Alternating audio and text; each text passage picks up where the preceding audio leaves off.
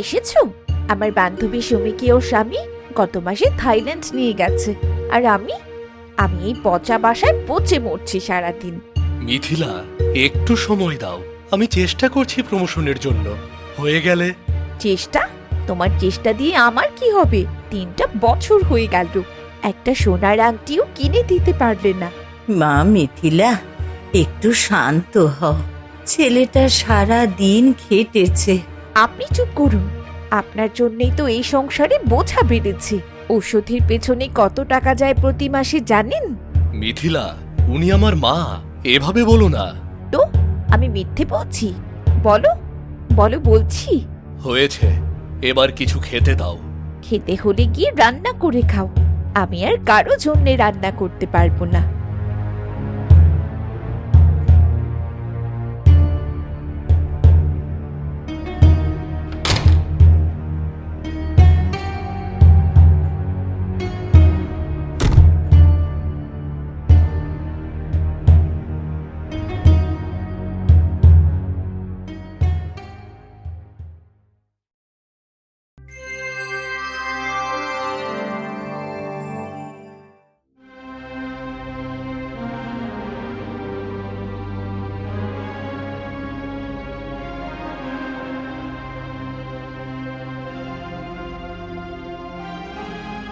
এই নিন, ভাত দিলাম, তাড়াতাড়ি খান, থালা ধুতে হবে। মা, একটু ডাল দেবে? ডাল ছাড়া এই শুকনো ভাত। ডাল শেষ, শুকনো ভাত খান। সারাদিন বসে বসে শুধু খাওয়া, আর কোনো কাজ নেই। এত বয়স হয়ে গেছে, বৃদ্ধাশ্রমে যান, সেখানে ভালো দেখভাল পাবেন।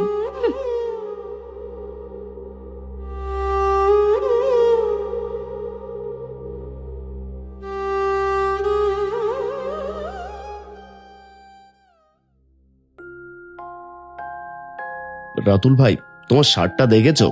কনুইয়ের কাছে একেবারে ছিঁড়ে গেছে। হ্যাঁ জানি, পরের মাসে একটা কিনবো। পরের মাসে? তুমি তো প্রতি মাসে বলো পরের মাসে। রাতুল ভাই, তুমি পুরো মাইনেটা ভাবিকে দিয়ে দাও, নিজের জন্য একটা পয়সাও রাখো না। সংসার চালাতে হয় অনেক, মায়ের ওষুধ, বাসা ভাড়া, বাজার খরচ। আর তুমি তুমি কি মানুষ না? তোমার কোনো প্রয়োজন নেই? আমার কথা থাক, আমি চাই মিথিলা খুশি থাকুক। ও যদি একটু বুঝতো। তুমি খুব বেশি সহ্য করছো রাতুল ভাই। মা বলেন ও বুঝবে একদিন, আমিও সেই দিনটার জন্য অপেক্ষা করছি। তাই বলে এভাবে সহ্য করবে? এছাড়া আর কি বা করব? সত্যি রাতুল ভাই, তোমার মতো মানুষ হয় না।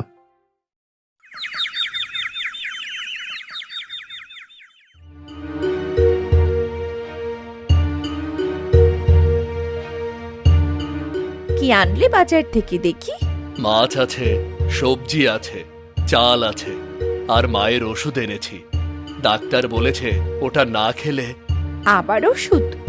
গত মাসেও 2000 টাকার ওষুধ কিনলে, আবার এই মাসেও? আর আমি, আমার একটা স্যান্ডেল ছিঁড়ে গেছে, কিনতে বললাম, বললে পরের মাসে। মায়ের ওষুধ কেনা তো কখনো পরের মাসে হয় না, তাই না? মিথিলা, ওষুধটা দরকার, না খেলে মায়ের। মরলে মরবো, সবাইকে তো একদিন মরতেই হবে।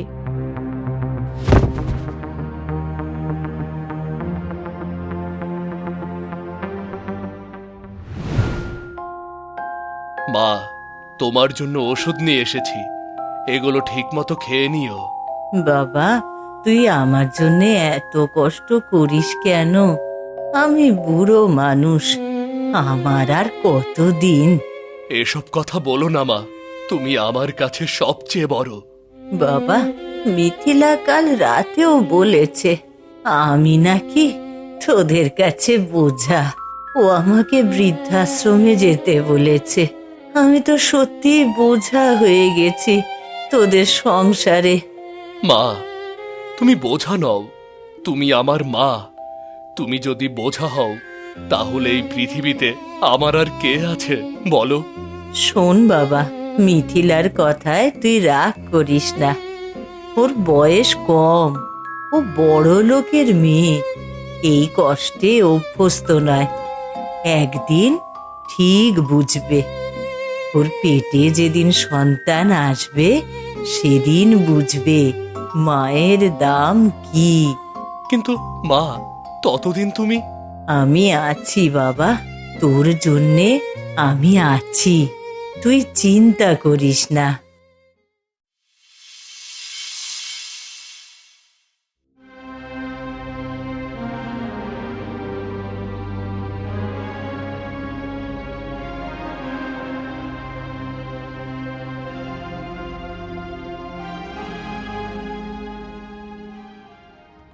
এ কি মা, তুমি এই অবেলায় ঘুমাচ্ছ? তোমার শরীর কি বেশি খারাপ? কি হলো মা? কথা বলছো না কেন মা? মা, মা!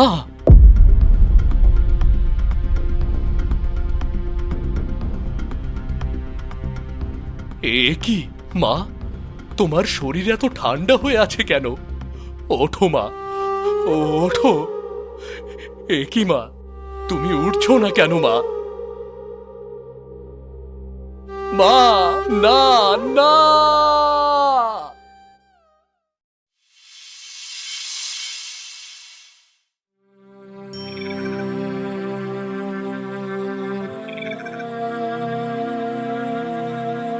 কি গো বৌমা, রাতুল যে কোনো কথা না বলে সোজা ভিতরে চলে গেল।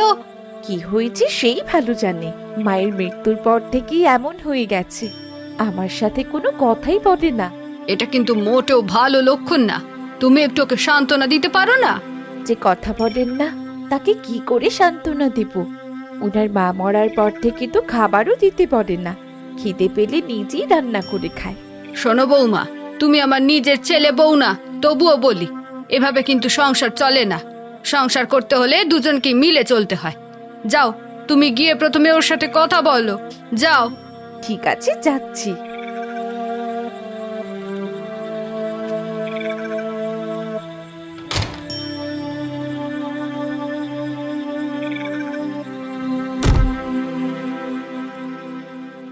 কি হয়েছে তোমার? তুমি আমার সঙ্গে কেন কথা বলো না? আমি তোমার বউ। কি কথা বলবো মিথিলা? তুমি তো আমার কোনো কথা শোনো না। তোমার কথা শুনবো কেন? তুমি এমন কি সুন্দর করেছো যে তোমার কথা শুনতে হবে? আমি কি করেছি?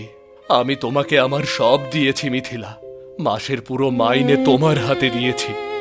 নিজের জন্য একটা জামাও কিনিনি। আমার মাকে দেখাশোনা করতে বলেছি। তুমি মাকে বলেছ মরলে মরবে, আর এখন মা সত্যিই চলে গেছেন। তুমি জানো মায়ের শেষ কথা কি ছিল? মা বলেছিল, মিথিলার ওপরে রাগ করিস না, ও বুঝবে একদিন।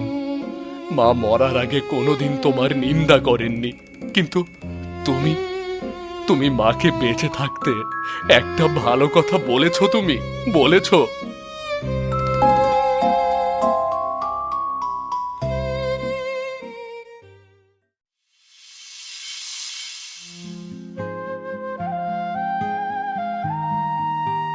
রাতুল ভাই, এখন তো তোমার প্রমোশন হয়েছে, ল্যাপটপ কিনে ফ্রিল্যান্সিং করছো, আবার চাচির নামদানও করছো।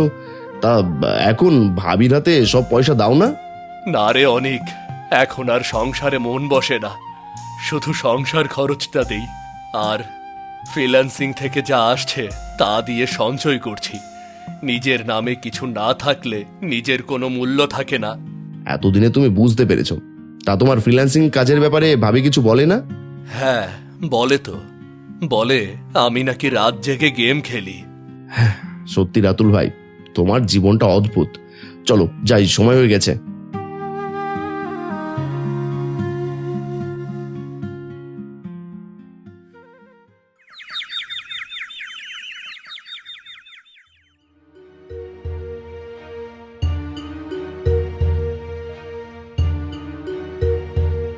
তোমাকে আজ বলতেই হবে, তুমি আমার কাছ থেকে কি সব লুকাচ্ছ, আর কেন লুকাচ্ছ?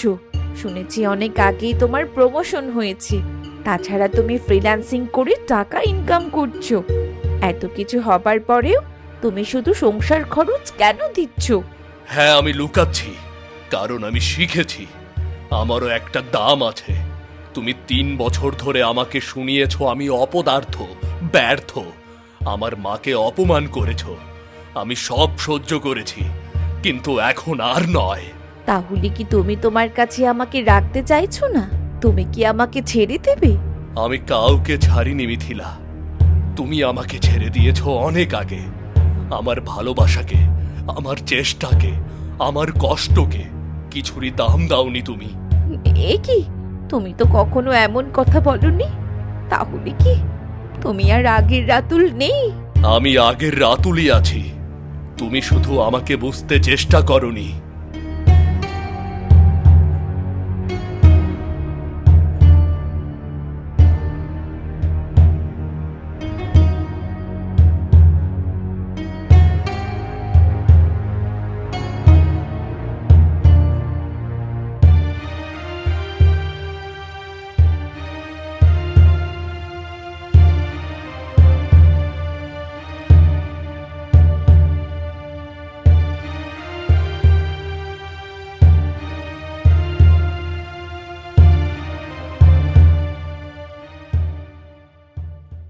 পনেরোই মার্চ, আজ মিথিলার জন্মদিন। ওকে একটা সোনার চেন কিনে দিতে চেয়েছিলাম, কিন্তু এই মাসে মায়ের সিটি স্ক্যান করাতে হয়েছে, টাকা হয়নি। মিথিলাকে একটা হাতে আঁকা কার্ড বানিয়ে দিলাম, সে ছুঁড়ে ফেলে দিল। আমি জানি সে রাগ করেছে, কিন্তু আমি সত্যিই চেষ্টা করেছি মিথিলা, তুমি একটু বুঝলে। তার মানে সেদিন এই জন্যে রাতুল আমাকে দামি উপহার দিতে পারেনি, আর আমি তা কখনো জানতে চাইনি। 23শে জুন, আজ অফিস থেকে ফিরে দেখলাম মা চুপচাপ কাঁদছেন। জিজ্ঞেস করলাম কি হয়েছে, বললেন কিচ্ছু হয়নি। কিন্তু আমি জানি মিথিলা কিছু বলেছে। মায়ের এই বয়সে এই কষ্ট আমি ওকে দিতে চাইনি। ভগবান, আমাকে একটু শক্তি দাও, সব কষ্ট যেন আমি সইতে পারি, মিথিলা যেন কোনো কষ্ট না পায়। 12ই জুলাই, আজ অফিসে দেবাশিস বলল আমার শার্টের কোনোই ছিঁড়ে গেছে। আমি জানি, কিন্তু কি করব? মাসের পুরো মাইনে মিথিলার হাতে দেই, নিজের জন্য একটা পয়সাও রাখি না। মিথিলা জানে না আমি অনেক দিন অফিসে দুপুরে খাই না, যেটুকু বাঁচে মায়ের ওষুধে লাগে। কিন্তু এসব মিথিলাকে বলবো না, ও আরো রাগ করবে। আমি এতটা স্বার্থপর হয়েছিলাম যে মানুষটা আমাকে এত ভালোবাসে, আমি আজ পর্যন্ত তার দিকে ভালো করে তাকিয়েও দেখিনি। তার রোজগারের সব পয়সা নিজের জন্যই খরচ করেছি। 8 সেপ্টেম্বর, মিথিলা আজ বলেছে আমাকে বিয়ে করে ওর জীবন নষ্ট হয়ে গেছে। হয়তো সত্যিই তাই, আমি ওকে সুখী করতে পারিনি, কিন্তু আমি ভালোবাসি ওকে। এত অপমানের পরেও আমি এখনো ভালোবাসি। এটাই হয়তো আমার সবচেয়ে বড় দুর্বলতা। 17ই নভেম্বর, মিথিলা আজ মাকে বলেছে বৃদ্ধাশ্রমে যেতে। মা সারা রাত কেঁদেছেন, আমি শুনেছি, কিন্তু কিচ্ছু বলিনি, কারণ বললে আরো ঝগড়া হবে। মা, তোমাকে আমি কোথাও পাঠাবো না, তুমি আমার মা, তুমি থাকবে আমার কাছে। আজ 27 নভেম্বর, মা চলে গেল। আমি তাকে সুখে রাখতে পারলাম না, মিথিলাকেও পারলাম না, আমি কাউকেই সুখী করতে পারি না। কিন্তু মা, তুমি যেখানেই থাকো, জেনে নিও তোমার ছেলে চেষ্টা করেছিল, খুব চেষ্টা করেছিল।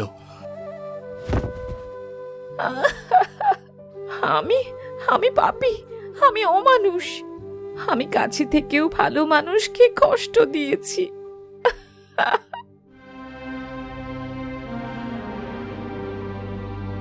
কি হয়েছে, এভাবে কান্না করছো কেন?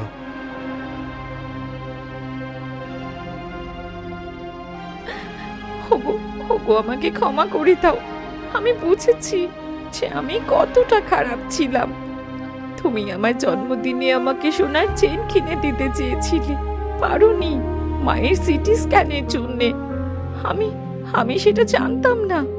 তুমি দুপুরে অফিসে না খেয়ে থেকেছো যাতে মায়ের ওষুধের টাকা জোগাড় হয়। আমি সেটাও জানতাম না। তুমি কোনোদিন আমাকে বলোনি, শুধু এই ডায়েরিকে বলতে। আমাকে ক্ষমা করে দাও। তুমি লিখেছিলে এত অপরাধের পরও আমি মিথিলাকে ভালোবাসি, এটাই আমার সবচেয়ে বড় দুর্বলতা। এটা দুর্বলতা নয়, এটাই তোর সবচেয়ে বড় শক্তি। আর আমি সেই শক্তিকে পায়ে তুলে গেছি 3 বছর ধরে। আমি মাকে কত কথা বলেছি, মরতে বলেছি, বৃদ্ধাশ্রমে যেতে বলেছি, তুমি শুনেও কোনো প্রতিবাদ করনি। তবু আমি তোমাকে বুঝতে পারিনি। আমাকে তুমি ক্ষমা করে দাও। আমি বলিনি, কারণ বললে তুমি আরো রাগ করতে, আরো ঝগড়া হতো, মায়ের আরো কষ্ট হতো। তোমার মা আমাকে কোনোদিন একটা খারাপ কথাও বলেনি। যতবার ওনাকে অপমান করেছি, উনি চুপ করে সব সয়ে গেছেন। আর আমি ওনার ওষুধের টাকা নিয়ে কত ঝগড়া করেছি। তুমি নিজে না খেয়ে মায়ের ওষুধের টাকা জোগাড় করেছো। যদি আমি ঠিক মতো তার দেখভাল করতাম, হয়তো আজ মা। মিথিলা, তুমি জানো আমি তোমাকে কোনোদিন পাল্টা কিছু বলিনি, কোনোদিন হাত তুলিনি, কোনোদিন তোমার বাবার কাছে অভিযোগ করিনি, কারণ আমি ভেবেছিলাম একদিন তুমি বুঝবে। মাও তাই বলতেন, একদিন তুমি বুঝবে। কিন্তু মা সেই একদিনের জন্য অপেক্ষা করতে করতেই চলে গেলেন। আমাকে মাফ করো রাতুল। আমি জানি মায়ের জায়গা আর কেউ পূরণ করতে পারবে না, কিন্তু আমি বদলাবো। আজ থেকে আমি বদলাবো। তুমি আমাকে একটা সুযোগ দাও রাতুল। মিথিলা, মাফ করা কঠিন, কারণ মায়ের জায়গা আর কেউ পূরণ করতে পারবে না। কিন্তু মা নিজে তোমাকে কোনোদিন দোষ দেননি, তাই আমিও চেষ্টা করব। তবে একটা কথা মনে রেখো, সংসার শুধু পাওয়ার জায়গা নয়, দেওয়ারও জায়গা। আমি মনে রাখবো, সারা জীবন মনে রাখবো।